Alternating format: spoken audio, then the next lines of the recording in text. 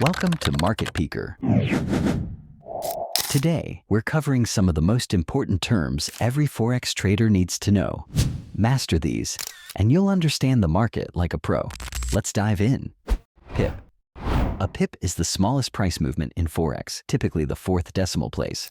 For example, if EUR/USD moves from 1.1000 to 1.1001, that's a 1 pip change.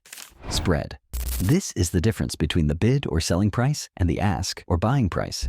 It's essentially the cost of placing a trade. Leverage. Leverage allows you to control larger positions with a smaller amount of money. While it can amplify profits, it also increases potential losses, so use it carefully. Margin. This is the money your broker requires to keep a trade open. Think of it as a deposit that supports your leveraged trades. Lot. A lot refers to the size of your trade.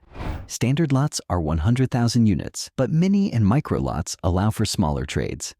Stop loss. A tool to automatically close your trade when it hits a predetermined loss. It's essential for managing risk.